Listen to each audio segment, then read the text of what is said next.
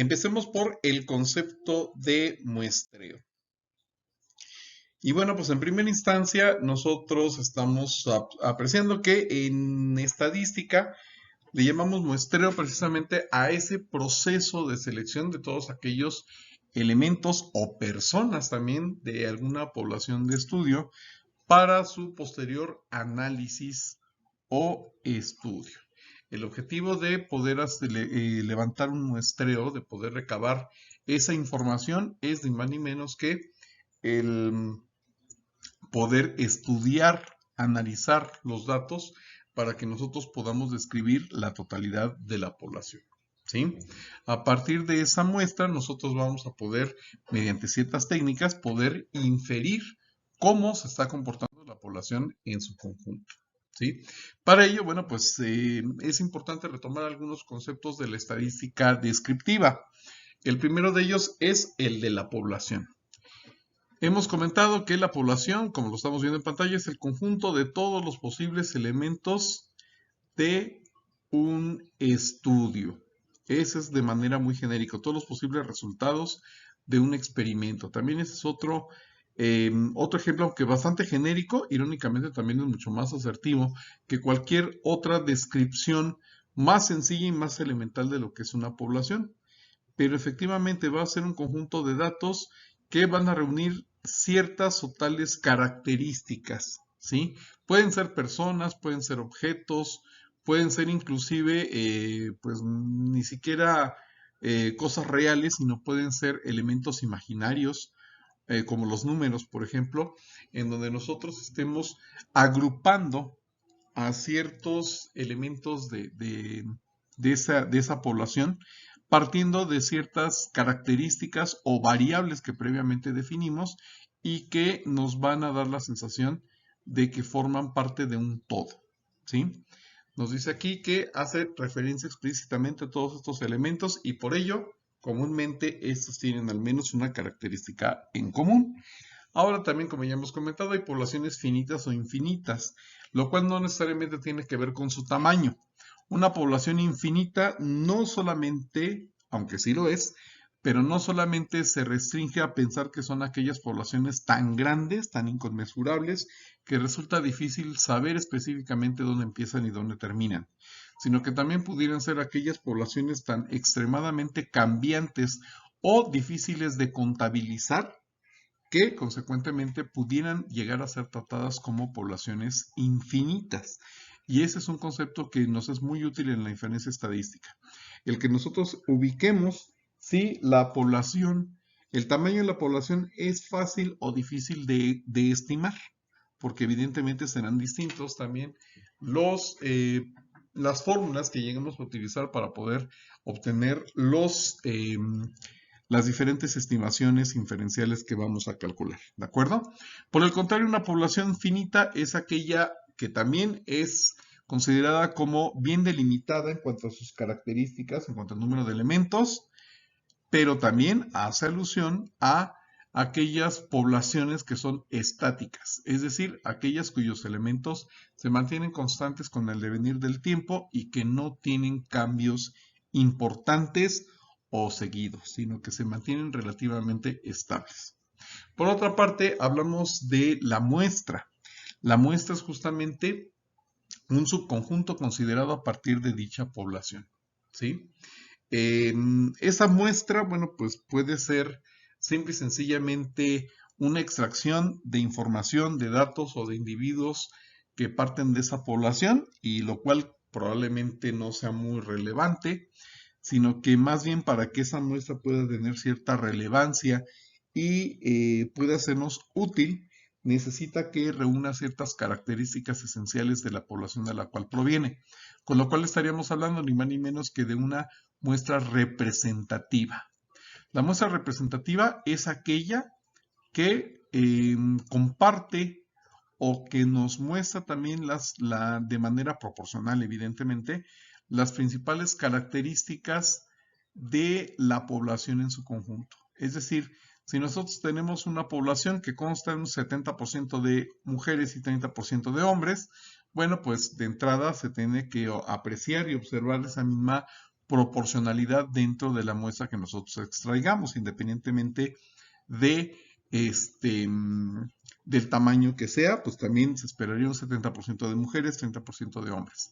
Si estamos definiendo la población partiendo de otras características, como por ejemplo la distribución geográfica de los miembros, bueno, pues también tendríamos que observar que nuestra muestra se pueda reproducir de una manera más o menos fidedigna, también dicha representatividad, para que pudiéramos hablar de una muestra que nos pueda ser útil para efectos de representar a la población de la cual fue extraída. ¿Cuántas posibles muestras se pueden extraer de una población? Bueno, pues pueden ser muchas, muchísimas las muestras que se pueden extraer. Y justamente de eso trata nuestro tema, de esa manera, de esa técnica que vamos a tener para poder extraer las muestras. Y para ello vamos a explorar algunos conceptos que son importantes, como el del marco muestral. ¿Sí? Que nos dice aquí que es la lista, tanto detallada como actualizada, de todos los elementos que componen el universo o la totalidad de individuos que queremos estudiar y de la cual se extrae la muestra. Es decir, son todas las posibles alternativas, todas las posibles variantes y variables que nosotros podemos observar de esa población y que por supuesto van a ser susceptibles de ser seleccionados por el investigador que está realizando el muestreo para poder conformar la muestra. ¿De acuerdo?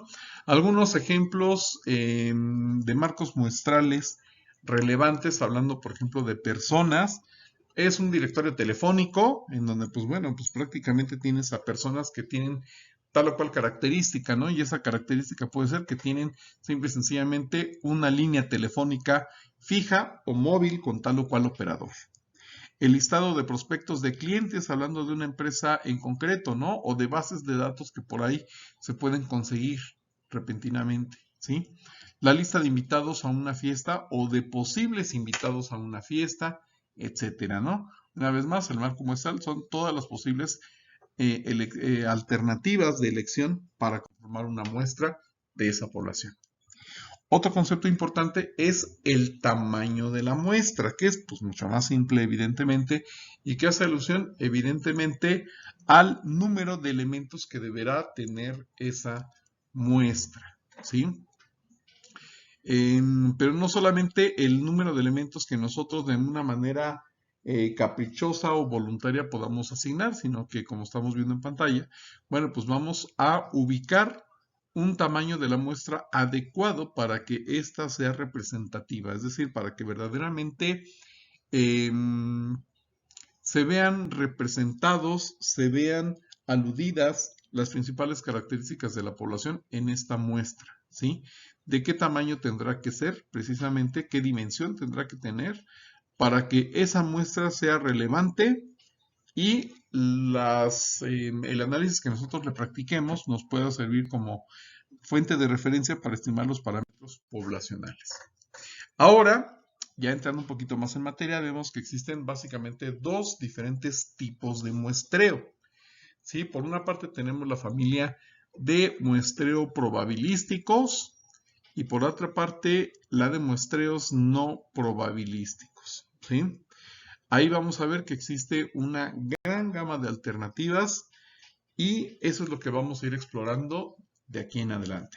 Y vamos a empezar evidentemente por los modelos probabilísticos, que son posiblemente los más conocidos y los que corresponden al cliché siempre que hablamos acerca de un método de muestreo. En primera instancia tenemos al rey de los clichés, al más conocido de todos. Y quizá también al más utilizado, que ojo, no necesariamente quiere decir que sea el mejor, ni que tampoco sea el más adecuado, pero sí para una persona que probablemente tiene conocimientos muy rudimentarios o escasos o de plano nulos de estadística, pues quizás sea la única alternativa. ¿Sí? En primera instancia hablamos del muestreo aleatorio simple, en donde como seguramente es fácil de intuir, bueno, pues todos los elementos de la población tienen exactamente la misma probabilidad de ser seleccionados para formar parte de la muestra, ¿sí? El proceso de extracción de la muestra se realiza en un solo paso, en donde cualquier elemento puede ser seleccionado de una manera completamente azarosa. Aquí depende de la suerte, depende también de la atención de la gente, depende de factores un tanto aleatorios, o sea, simple y sencillamente el seleccionar o no a tal o cual elemento, pues definitivamente es probable, ¿sí? Ojo, tampoco quiere decir que precisamente por estas condiciones sea inútil nuestro método. Vamos a ver que no, que sí tiene una aplicación práctica importante, que sí puede llegar a ser muy útil para realizar ciertos estudios, pero generalmente no se trata simplemente de decir, a ver, vamos a seleccionar tantos elementos al azar y tan se acabó. Quizá para elementos muy sencillos, sí. Cuando, por ejemplo, queremos preguntar sobre algo muy básico o de competencia general a la gente, bueno, pues probablemente sí, un estudio aleatorio simple puede hacernos de utilidad. Pero en otros casos donde ya hablamos de estudios más sofisticados, donde estamos preguntando cosas más concretas, más específicas, probablemente pues tenemos que modificar un poco este procedimiento aleatorio para que la información que nosotros podamos extraer pues verdaderamente nos sirva, ¿sí? Y bueno, es ahí donde vamos a hablar del muestreo sistemático. Es un tipo de muestreo probabilístico donde se hace una selección aleatoria del primer elemento para la muestra y luego se seleccionan los elementos posteriores utilizando intervalos fijos o sistemáticos hasta alcanzar el tamaño de la muestra deseada. Por esto no posee gran ventaja. Fíjense, y aquí lo interesante de este asunto es la ilustración para poderlo comprender, ¿no?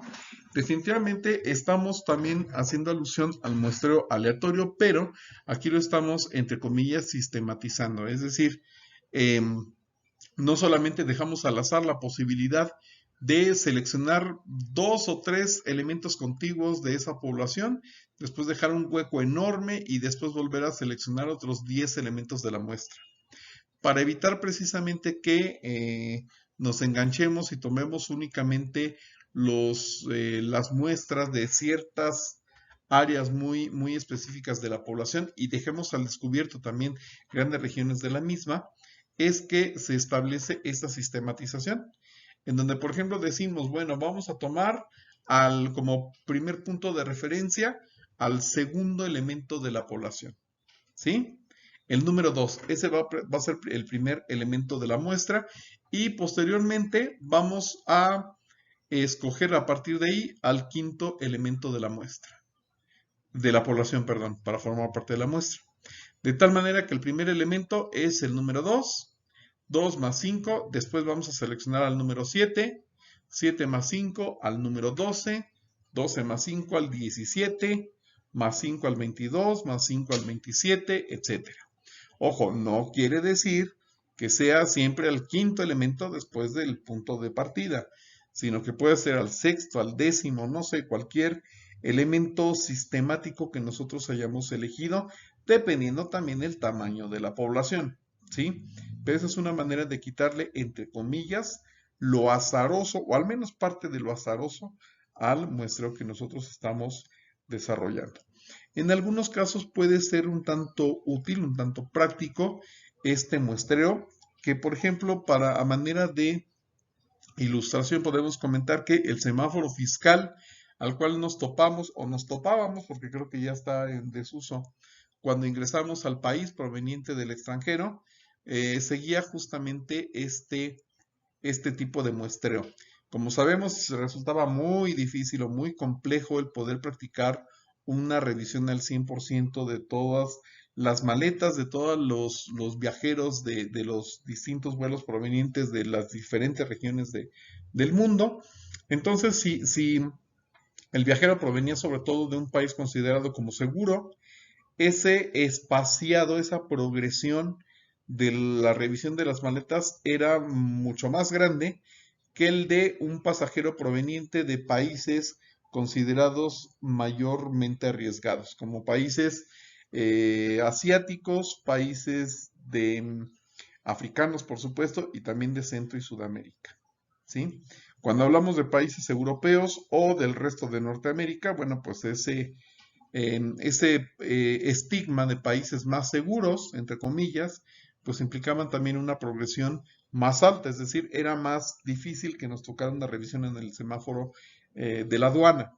Y si veníamos de Centro Sudamérica, pues en realidad la progresión era mucho más corta. Probablemente se revisaba uno de cada tres elementos que entraran a la aduana. Entonces, pues ahí era más probable que nos tocara una revisión. Vamos a ver algunas ventajas y aplicación de ese muestreo sistemático. Ya comentamos algún ejemplo por ahí. Una ventaja, la más fácil de ubicar, es que este muestreo es pues, muy fácil de aplicar, ¿no? Por lo que estamos viendo. Se recomienda cuando la población es muy numerosa, como en el ejemplo que acabamos de dar, precisamente el del aeropuerto, cuando se puede disponer de un listado de los elementos de la población, y en ese caso, por supuesto que se puede tener dicho listado, porque las aerolíneas tienen la obligatoriedad de presentar ese listado a las autoridades aduanales, ¿no? De quiénes son los viajeros, de qué país proceden, y bueno, pues se pueden identificar plenamente a esas personas. La sencillez de la técnica y que puede ser utilizado con bastante grado de confiabilidad es otra de las grandes ventajas en la aplicabilidad de este muestreo sistemático. Desventajas, bueno, pues no todo es miel sobre hojuelas, la sencillez de la técnica y que puede ser utilizado con bastante grado de confiabilidad, pues puede ser una desventaja, fíjense lo irónico del asunto, ¿no? Justamente que es tan rústico, tan rudimentario que no considera pues otros factores, ¿no? Porque a lo mejor probablemente haya personas que verdaderamente traigan pues mucha mercancía o tengan contrabando, algunas que traigan mucho más maletas que otras y simple y sencillamente por la progresión que estamos considerando para la revisión, a lo mejor dejamos fuera a gente que pues debería ser susceptible de ser analizada o de ser inspeccionada en esta revisión aduanal por tener simple y sencillamente maletas más grandes o más numerosas. Si la técnica de muestreo coincide con la periodicidad del rasgo, la técnica de muestreo ya no será aleatoria y la representatividad de la muestra se ve comprometida, precisamente por lo que estamos nosotros también considerando, ¿no? Entonces, es importante que veamos que si la población es bastante grande, bueno, pues también esta, eh, esta progresión tendrá que ser, pues definitivamente también un poquito más grande. Y si hablamos de una población más pequeña, bueno, pues la progresión tampoco puede ser bastante grande porque entonces nuestra muestra va a quedar muy insignificante. Otro muestreo probabilístico es el estratificado. Aquí ya estamos sofisticando un poquito más nuestra técnica. Nos dice que es aquella en donde el investigador va a dividir a toda la población en diferentes subgrupos o estratos. Luego vamos a seleccionar de manera aleatoria los sujetos finales de los diferentes estratos en forma proporcional. Obviamente este método es menos preciso que el aleatorio, pero permite tener facilidad cuando estamos trabajando con diferentes subgrupos, ¿sí?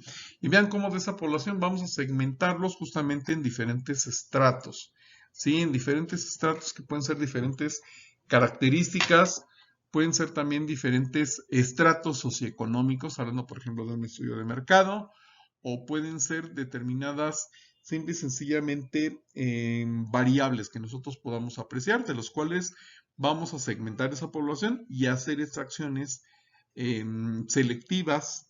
Digo selectivas en el sentido de que tienen que formar parte de los tres estratos, como en este caso de la población. Bueno, pues tenemos que extraer elementos de los tres estratos. No quiere decir que aleatoriamente de cualquiera de los tres, sino que tengo que extraer elementos de manera aleatoria, eso sí, pero algunos elementos del estrato 1, algunos otros aleatoriamente del estrato 2 y algunos otros aleatoriamente del estrato 3. En este caso vemos en color rojo ejemplificados los elementos que nosotros vamos a considerar de cada uno de los diferentes estratos para conformar o estructurar nuestra muestra.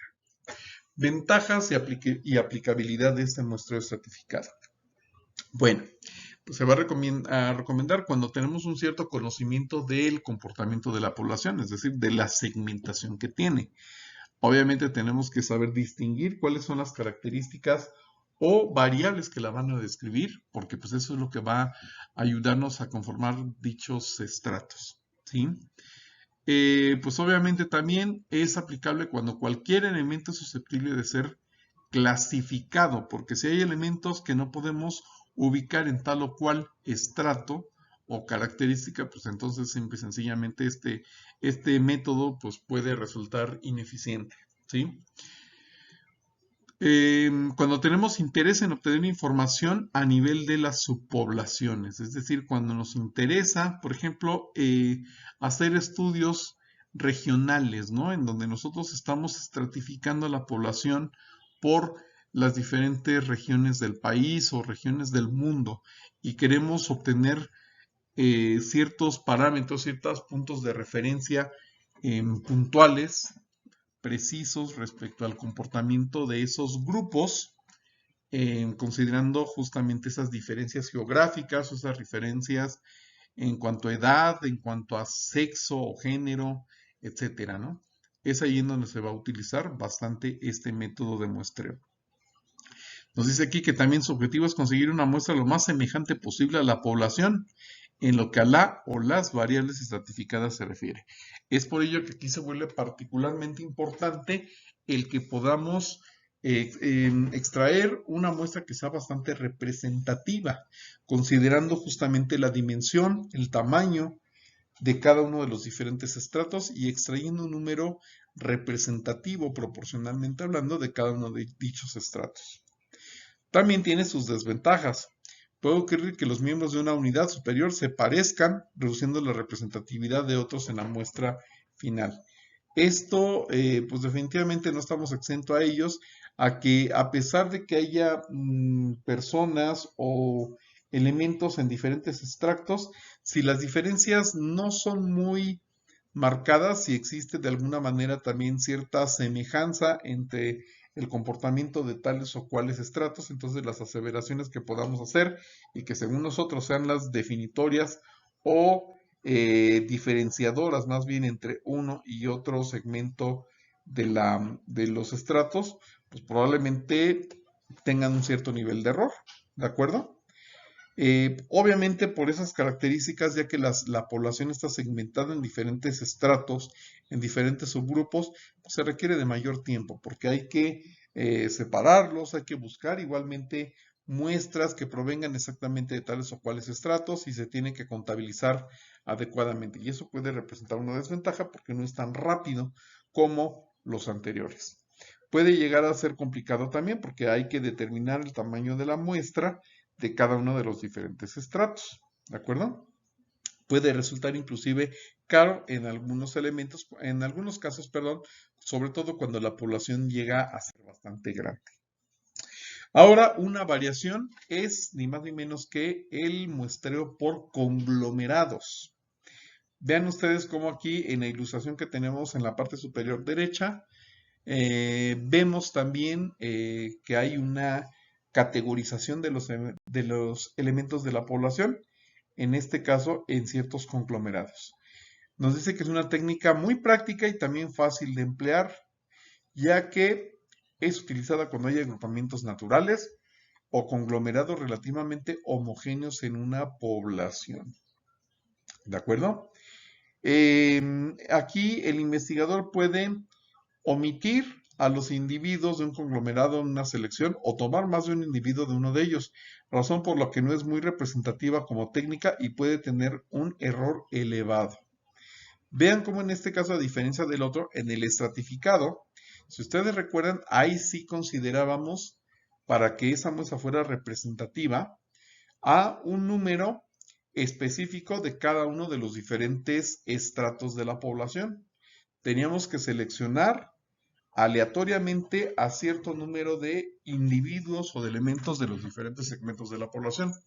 En este caso, conglomerados son también características o subgrupos que nosotros consideramos de esa población, ¿sí? Aquí esos subgrupos quizá no sean eh, tan sofisticados, ¿no? Pueden ser simplemente, por ejemplo, cuando nosotros tenemos un conjunto de personas, como pudieran ser los elementos de toda la población de empleados de nuestra empresa, y simple y sencillamente, por ejemplo, cuando en la parte de un simulacro de terremoto, En la parte de abajo decimos, a ver, los que son del primer piso van en tal región, se acomodan aquí. Los del segundo piso se van a acomodar en esta área y los del tercer piso se van a acumular o se van a juntar justamente en este rincón. Ahí pues vemos que el conglomerado que estamos conformando es bastante primario. No estamos considerando características que puedan ser importantes como por ejemplo el rango de esas personas, el género, la edad, la ocupación, sino simple y sencillamente el piso de donde provienen.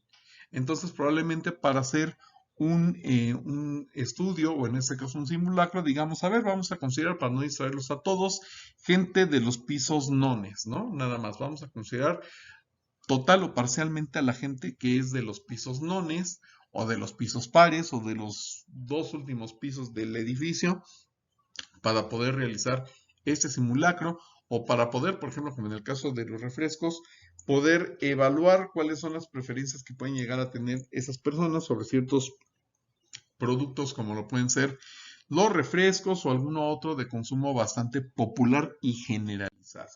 ¿Sí? Ventajas: se recomienda cuando la población está diseminada en grandes áreas geográficas. Y eso de grandes áreas geográficas también puede ser relativo, porque como lo comentamos, en un edificio, bueno, no sean grandes áreas geográficas, pero pues sí, dimensionando justamente dichos espacios, probablemente pues sí, sea en este caso pues el primer piso, el segundo y el tercero, pues esa gran área geográfica o gran dispersión geográfica de nuestros empleados. Máxime si hablamos de una empresa que tiene presencia en 2 o 3 o 20 o 30 estados o en 50 países y que evidentemente pues requiere también de un tratamiento especial.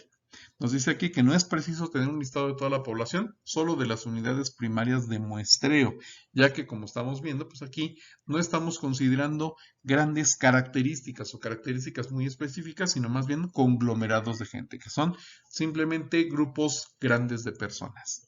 Desventajas: evidentemente, ese tipo de muestreo no es realmente, no es muy preciso o puede no ser muy preciso, ya que lo único que van a tener en común es que están agrupados por cercanía o por practicidad, no así por reunir las características más representativas pues de esa población, ¿no? Ahora, hay dos tipos de muestreo por conglomerados: el monoetápico, de una sola etapa, en donde vamos a estudiar todas las residencias de una manzana, por ejemplo, ¿no?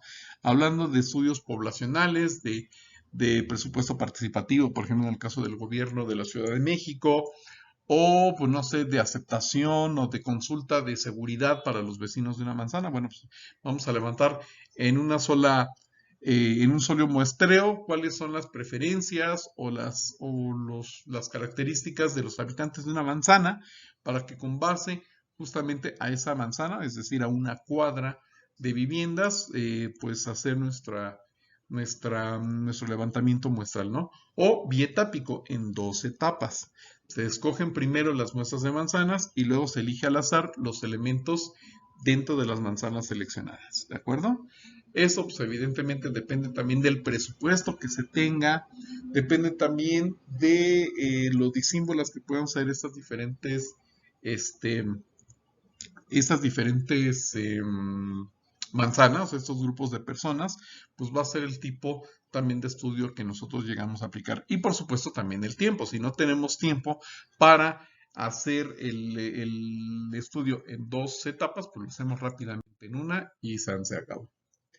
Ahora vamos a ver algunos ejemplos relativos justamente a estos muestreos, ¿sí? En el muestreo aleatorio simple, bueno, pues también el ejemplo va a ser bastante simple, ¿no? Dice, en una caja con 5 canicas marcadas con las letras A, B, C, D, E, que es lo que estamos viendo del lado izquierdo, en la parte inferior, nos dice, se pide que se tome una muestra de 2 canicas anotando el resultado, que es parte de los estudios que habíamos visto en probabilidad, ¿sí? Y bueno, considerando que en este caso sería acción con reemplazo, tomamos la segunda canica, anotamos y devolvemos a la caja, ¿sí? Bueno, pues ahí entonces lo que nosotros tenemos es definitivamente, pues cualquier evento puede pasar, ya que estamos tomando una primer canica, vemos que las 5 son igualmente probables de escoger, entonces la primera extracción a lo mejor es la canica A. Al devolverla, la segunda extracción puede volver a ser A o ser B, C, D, E. Para saber el número de muestras que podemos extraer de ese conjunto de canicas, tenemos que sacar el análisis combinatorio, viendo cuáles son las diferentes combinaciones que hay de las dos extracciones que puedo realizar, ya que son con reemplazo. Luego, en el aleatorio sistemático, ¿se acuerdan? En donde nosotros estábamos seleccionando, pues a lo mejor el primer elemento al azar y a partir de ahí aplicábamos una progresión que nos servía justamente para poder seleccionar al resto de los individuos. Bueno, pues el ejemplo que vamos a poner aquí es que el investigador tiene una población total de 60 individuos y necesita de 12 personas. Primero elige el número de partida, que aleatoriamente, como comentamos, puede ser el número 2 o puede ser el número 3, el que sea, o el 1. Y luego elige un intervalo de 5, una vez más, ¿no? Como en el ejemplo inicial. Entonces, los elementos de la muestra van a ser los que estamos viendo, el 2, 7, 12, 17, 22, etc. Es decir, siempre estamos considerando una amplitud de 5 entre el primero y el siguiente elementos de la muestra. Aunque vuelvo a repetir, no tiene que ser 5, puede ser 6, puede ser 10, dependiendo del tamaño de la muestra y también el número de elementos que nosotros deseemos obtener de dicha muestra. En el caso del muestreo aleatorio estratificado, nos dice aquí, los estratos suelen ser grupos homogéneos de individuos que a su vez son heterogéneos entre diferentes grupos, eso ya lo comentamos. Todos los elementos que estamos viendo nosotros agrupados en los círculos azul, verde, café y rojo, pues son heterogéneos entre sí, pero homogéneos con respecto a los demás, a los elementos de su propio subgrupo, ¿no? De su propio estrato. Si nosotros esperamos encontrar un comportamiento muy diferente entre hombres y mujeres, puede ser conveniente definir estratos para cada género o para cada sexo o por grupo de edad, ¿sí? Aplicaciones prácticas, nos dice del muestreo aleatorio, una vez más, se enumeran las personas de la población del 1 al 120, se sortean 30 números entre los 120, por ejemplo, la lotería, ¿no? La muestra está formada por las 30 personas a las que le corresponden los números obtenidos. O cuando estamos efectuando una rifa, por ejemplo, o cuando estamos seleccionando de entre todos los empleados un comité representativo. Y bueno, decimos, a ver, al azar, todos los que saquen de una tómbola un cierto número, a eso les va a tocar formar parte de ese comité representativo, ¿sí? Cuando hablamos independientemente de si es hombre, si es mujer, de la antigüedad que tenga, el rango, etcétera, ¿no? Simple y sencillamente cualquiera de ellos puede ser seleccionado o preseleccionado para la muestra. Posteriormente el sistemático. Ahí vean la diferencia, ¿no? Se van a enumerar las personas de la población del 1 al 120, en ambos casos tengo que tener el orden. Luego vamos a calcular el intervalo constante entre cada individuo. Es decir, en este caso sí, la población tiene que ser de tamaño 30. Bueno, entonces lo que vamos a hacer es al dividir 120, que son los miembros, entre 30, esto me va a dar una progresión de 4. Entonces, nos dice, sorteamos un número del 1 al 4 y supongamos que sale 3. Así al azar, ¿no? Con una tabla de números aleatorios, dijimos el 3. Las siguientes personas se obtendrían sumando 3 hasta llegar al 30 posteriormente. Bueno, ok, aquí tomamos subgrupos del 1 al 4, aunque pudieron haber sido del 1 al 3 y después con la progresión de 4. También son dos alternativas, ¿no? Seleccionar del 1 al 3 un número y de ahí irle sumando 4. O bien, la alternativa que estamos viendo aquí, seleccionamos del 1 al 4, sorteamos el número y de ahí la muestra de tamaño, perdón, la progresión de tamaño 3 para seleccionar a todas las personas que forman parte de la muestra. En este caso, 3, 6, 9, 12, 15, 18, 21, 24, 27 y 30 si es que queremos una muestra de tamaño, ¿cuántos son? 1, 2, 3, 4, 5, 6, 7, 8, 9, 10, de tamaño 10. Dependiendo de cuál sea el tamaño de la población, de la muestra que querramos, bueno, pues va a ser también el número de la progresión que estemos utilizando. En el caso de un muestreo estratificado, nos dice, se desea realizar un estudio en una empresa con población de 5.600 empleados, considerando su función, que va a ser el criterio de estratificación. Ahí vamos a considerar, vean, son tres diferentes criterios. ¿Cuáles son? Administrativos, operativos y ejecutivos. Hasta ahí tiene características de de un muestreo también inclusive bien diseñado, bien estructurado, porque estamos considerando grupos bien definidos, ¿no? Que pues teóricamente son diferentes los unos de los otros, ¿no? Los administrativos de los operativos y de los ejecutivos. Veamos ahí cuál es la proporción. El 30% son administrativos, el 60% operativos y solamente el 10% son ejecutivos.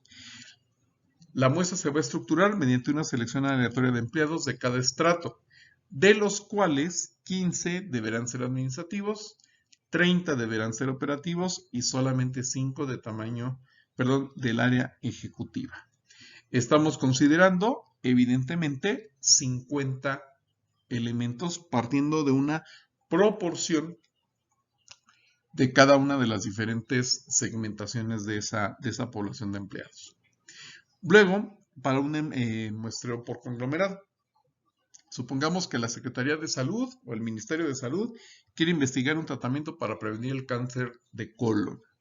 Si en los datos históricos se observa que la incidencia y comportamiento del cáncer es parecido en todas las comunidades, podríamos dividir al país en comunidades y solamente seleccionar algunos. Vean cómo aquí el único criterio que estamos considerando es la región del país o del estado o de la provincia o del mundo, ¿no? En donde nosotros podamos hacer esta selección y evidentemente realizar ese muestreo. Entonces, ¿cuáles son las conclusiones que podemos extraer partiendo justamente de esto? El muestreo aleatorio simple es muy práctico y puede ser representativo siendo utilizado de manera adecuada. Ya vimos, hay que saber cómo está más o menos comportándose nuestra población para poder definir si es útil o no y la variante de ese muestreo aleatorio que vamos a utilizar. Es más efectivo emplear el muestreo estratificado si pueden detectarse características de la población bien señalizadas, como ya lo vimos, ¿no? A diferencia del conglomerado. Es mejor emplear este último, es decir, el conglomerado, si de por sí existe una división previa y natural de la población que puede aprovecharse para emplear esta técnica, en donde pues a lo mejor no nos complicamos tanto la existencia con características muy específicas, sino más bien agrupando en grupos un tanto heterogéneos a la población. Si esto nos resulta útil, pues adelante, tomémoslo, ¿no? Para muchos estudios de mercado, de productos genéricos, un estudio por conglomerado es más que suficiente. Para estudios de productos mucho más enfocados en ciertos niveles poblacionales, mucho más orientados a ciertos estratos socioeconómicos, obviamente el estudio de muestreo estratificado va a ser la elección más adecuada, ¿sí? Por último, el estudio por conglomerados es más eficiente y preciso por ser también más representativo, ya que es común que en él se seleccione al menos un individuo de cada conglomerado, a diferencia del estratificado. Bueno, pues esto sobre todo cuando estamos hablando de poblaciones que pueden resultar bastante grandes. Ahora, por último, vamos a hablar acerca de los modelos no probabilísticos. Es decir, en el probabilístico, bueno, pues cualquiera de ellos, cualquiera de los elementos de la muestra tenía la misma probabilidad prácticamente de ser seleccionado, es decir, de formar parte de dicha muestra. En el caso de estos que son no probabilísticos, bueno, pues vemos que aquí definitivamente el azar no juega un papel preponderante en la selección de los individuos de la muestra. En primera instancia, por ejemplo, hablamos de un muestreo por juicio, ¿sí? En donde el propio investigador va a seleccionar con base a sus criterios, con base al conocimiento que tenga de las características de la población de estudio, cuáles son los elementos que puntualmente va a seleccionar de dicha población precisamente para hacer una revisión puntual de dichos elementos, ¿sí? En ese sentido, sabemos que son cruciales revisar a todas las personas en color rojo, ya que son los que tuvieron contacto a su vez con personas infectadas de tal o cual enfermedad, mientras que el resto de individuos de ese grupo probablemente no tuvieron esos factores de incidencia, no han estado expuestos a un factor de riesgo de alguna enfermedad y consecuentemente pues no tienen por qué ser analizadas. Los que sí estuvieron expuestos a ciertos riesgos o a ciertos factores de contagio, pues van a tener que ser seleccionados para hacerles un estudio mucho más avanzado. Es por ello que ahí el método adecuado es el de juicio, en donde no vamos a perder el tiempo estudiando elementos que pues no tiene caso que perdamos tiempo, dinero y esfuerzo en investigar sus características. Por ejemplo, en el caso de un estudio de mercado, pues si sabemos que de entrada a una persona le puede gustar o no cierto tipo de productos genéricos como el refresco o como una fritura o como un cigarro, si sabemos que la gente no consume el producto, pues ¿para qué lo vamos a seleccionar, verdad? Entonces, de entrada, por juicio, vamos a descartar a esas personas de la población para no ser seleccionadas. Y de las que sí consumen el producto que nosotros esperamos, bueno, pues vamos a considerar un elemento de muestreo probabilístico o no probabilístico adicional. Pasa lo mismo cuando hablamos, por ejemplo, de diferentes rangos de edad. ¿Sí? Por conveniencia, nos dice, es una técnica de muestreo donde los sujetos son seleccionados dando la conveniente accesibilidad y proximidad de los sujetos para el investigador, ¿sí? Cuando nosotros decimos, bueno, pues para mí, ¿qué es más fácil? Los más cercanos, los que tengo disponibles para mí, la gente que probablemente yo sé que es la más participativa, la gente que es más abierta, la gente que probablemente también sea más fácil de que comprenda el sentido de la información y sea más participativa. Bueno, pues toda esa gente es la que voy a considerar. Sí, y en este caso, pues también vaya que es bastante importante, bastante útil, por ejemplo, cuando nosotros estamos en un supermercado, bueno, pues por conveniencia vamos a pedirle una opinión a la gente que está cerca de nuestro mostrador, a la gente que se nos va acercando al stand de ventas, para preguntarle su opinión con respecto a tal o cual cuestionario que nosotros tengamos, con respecto a su apreciación de ciertos productos. O en el caso de una empresa también, por ejemplo, cuando el jefe pues quiere aplicar un sondeo, de entrada a lo mejor muy preliminar, a los subordinados más cercanos, a la gente que está más a la mano o que ya ha participado también en algún otro estudio y de los cuales ya se tienen antecedentes. ¿De acuerdo? Para un primer acercamiento es bastante útil. Las conclusiones es que el muestreo a juicio del investigador es impreciso si no sabemos considerar un criterio adecuado. Es decir, si el juicio de la persona que está realizando el estudio no es el adecuado y sus criterios no son los más certeros, bueno, pues entonces todo el estudio va a ser una basofia, no va a servir de gran cosa, ¿sí? Es por ello que aquí en este caso es el gran riesgo que se corre. Si estamos considerando elementos de juicio inadecuados o muy débiles, bueno, pues el estudio va a hacerte poco útil. El muestreo por conveniencia resulta el método más práctico al brindarles facilidades al investigador, ya que evidentemente vamos a hacer uso de lo que tengamos a mano, de todo lo que esté cerca de nosotros, de todo lo que tengamos fácil acceso, por la prontitud, por las dimensiones, por la cercanía, bueno, pues evidentemente puede resultar bastante útil, ¿no? Y sobre todo si refleja las características genéricas de la población, pues ya la hicimos. Y también existe el muestreo voluntario, es decir, en donde lanzamos la convocatoria abierta y preguntamos quién o qué grupo de personas quieren formar parte de un grupo piloto, de un grupo muestra para poder aplicar ciertas características o para que sean sometidos a ciertas pruebas. Por ejemplo, cuando se está probando algún medicamento o alguna vacunación, se hace justamente ese tipo de prácticas, ¿no? A toda la gente interesada, a toda la gente afectada por una enfermedad o por una cierta condición, bueno, pues se les convoca para que participen en ciertos protocolos médicos orientados a verificar la validez, la eficacia también de ciertos tratamientos o de ciertos medicamentos o vacunas inclusive. ¿Sí? Entonces, voluntariamente las personas son las que aceptan participar en dichos protocolos y consecuentemente pues nos van a servir también para poder extraer información muy útil. Aquí la gran ventaja es que al ser voluntario la gente pues está más abierta y más dispuesta a participar. No, no lo hace con recelo, no trata de ocultar información, o al menos no tanto, porque ellos mismos entienden que puede implicar un gran beneficio para esas personas el formar parte de dichos protocolos de investigación. ¿De acuerdo? Ahora vamos a hablar acerca de lo que es el error en el muestreo, que eso también es muy importante, porque bueno, ya hablamos de cuáles son los diferentes tipos de muestreo, qué es lo que nosotros vamos a poder observar, analizar y demás, pero también, evidentemente, puedo cometer ciertos errores. De eso trata el tema de errores en el muestreo. Primero que nada, vamos a definir lo que es el error muestral, ¿sí?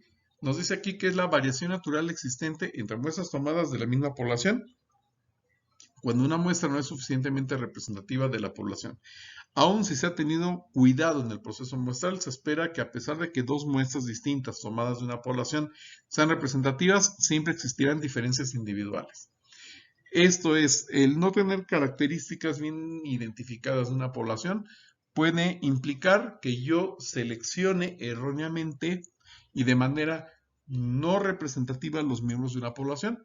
Y aún así, como nos dice aquí, ¿no? A pesar de que a lo mejor yo haga ese muestreo adecuadamente, bueno, pues de dos personas, sobre todo cuando estamos hablando de personas o de animales, de seres vivos en general, pues sabemos que hay una conducta de dichos seres. Consecuentemente, a lo mejor la conducta de estos seres individuales puede no ser muy representativa del común de los elementos de ese sector al que pertenecen, y eso pues evidentemente puede ser un error de la muestra, ¿no? Ahora también hay errores no muestrales, ¿sí? Que son el resto de errores que no tienen que ver con el planteamiento de la muestra. Ejemplos de ello pueden ser el sesgo de la muestra, es un tipo de error no muestral, ya que es una tendencia sistemática inherente a un método de muestreo que da estimaciones de un parámetro que son en promedio menores, sesgo negativo, o mayores que el parámetro real. Es decir, que a lo mejor la observancia, el dato que estoy midiendo en la muestra, sea menor o mayor de los parámetros de la población, y eso no estamos nada exentos, ¿eh? A lo mejor vemos, por ejemplo, de un grupo de personas que consumen café cotidianamente, les preguntamos, hacemos observaciones para ver qué tanto café consumen a lo largo de una semana, y quizá las personas que específicamente, o algunas de las personas que seleccionamos en esa muestra, consumen menores tazas de café que el resto de los consumidores habituales de café. Y consecuentemente, las estimaciones que yo pueda hacer por haber seleccionado a dichas personitas, pues sean diferentes, tengan un sesgo con respecto a los hábitos de consumo de dicha población de origen. ¿De acuerdo? Y eso pues evidentemente va a ser un tanto más difícil de ubicar. Ahora vamos a hablar de lo que son las distribuciones del muestreo. Cuando se estudian poblaciones a efecto de poder determinar y ubicar cuáles son sus características y evidentemente estamos considerando también nosotros diferentes muestras, pues no podemos pretender que siempre el valor de los estadísticos muestrales, es decir, de la media o de la proporción o de la desviación estándar, pues vaya a corresponder con los parámetros de la población, ¿sí? Lo que podemos esperar es tener valores más o menos cercanos. Consecuentemente, tenemos que estar en posibilidad de poder calcular dos cosas. La primera es cuáles son todas las posibles muestras que podemos extraer de esa población, ¿sí? Muestras de tamaño 50, 30 o 20, como estamos viendo en el ejemplo, y por supuesto también cuáles serían los diferentes estadísticos que pudiéramos apreciar dentro de dichas muestras. Eso es parte de lo que es el muestreo.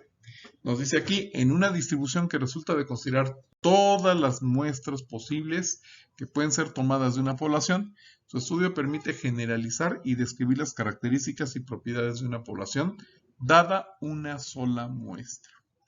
Es decir, precisamente si nosotros estamos observando precisamente cuáles son estos referentes, estos estadísticos o medidas descriptivas de la muestra, bueno, pues lo que podemos apreciar es que Si existe un cierto patrón que se repite en las diferentes muestras que se pueden extraer de esa misma población, bueno, pues con los datos obtenidos a partir de una muestra, vamos a poder estimar los parámetros poblacionales. Nos dice también que una distribución de muestreo describe la probabilidad de obtener cada valor posible de un estadístico de una muestra aleatoria de una población. O sea, que indica qué proporción de todas las muestras aleatorias de ese tamaño ofrecerá dicho valor. Y eso pues nos va a servir para también considerar un cierto grado de asertividad, de eficiencia o de aproximación de los datos de la media muestral hacia la media poblacional, o de la varianza o desviación estándar, o de la proporción de la media, de la muestra, perdón, hacia la población.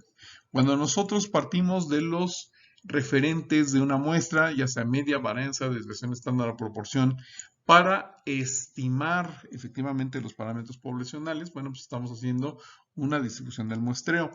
Aunque también podemos considerar las diferencias que existen entre las medias, las proporciones o las varianzas que existen entre dos o más muestras con respecto a la población. ¿De acuerdo? Son estudios un poquito más complejos, pero finalmente también son importantes, sobre todo cuando tenemos dos grupos muestra o dos grupos piloto, y lo que pretendemos es ubicar esas diferencias que existen entre esos dos grupos de referencia, ¿no? Ya sea de los estadísticos, es decir, media y desviación estándar, o bien de las proporciones que existen entre ambos, ¿sí? Ya que eso nos permitirá saber qué tan distintos o qué tan homogéneos son dichas muestras. Y bueno, pues evidentemente nosotros vamos a aplicar diferentes fórmulas orientadas a conocer precisamente esa distribución muestral, tanto de la desviación estándar o la varianza o la media, ¿no? Que son fórmulas con las cuales nos tendremos que ir familiarizando poco a poco, paulatinamente, para poder conocer la distribución muestral de la varianza, otra vez, de la media o de la desviación estándar, en donde, como se pueden dar cuenta ustedes, que es lo único que nos interesa en este punto, es que consideremos que se están tomando en cuenta tanto los parámetros de la población como los estadísticos de la muestra, para que podamos nosotros también hacer justamente esas apreciaciones. Y también decíamos, no solamente se trata de comparar medias y desviaciones estándar, sino también las proporciones que encontramos nosotros dentro de una cierta población. Y eso tiene que ver con las distribuciones de probabilidad que previamente ya se han estudiado. La distribución, sobre todo la normal, la distribución hipergeométrica, la distribución binomial, en donde vemos que se hace alusión a una probabilidad P de éxito o Q de fracaso, en donde esto es lo que recibe el nombre de proporción. P es la proporción, es decir, la cantidad de personas de entre el total que reúne tal o cual característica. Entonces lo que nosotros vamos a ver es que si en una muestra de estudio nos damos cuenta que un cierto número de elementos de la muestra nos da esa aproximación de éxito, es decir, observamos que cumplen con una condición, podemos hacer una estimación entonces de cuál será la proporción de éxito en una determinada población de estudio. Por otra parte, también es importante considerar que existen fórmulas muy concretas y específicas, como la que estamos viendo en pantalla, para calcular el tamaño de la muestra.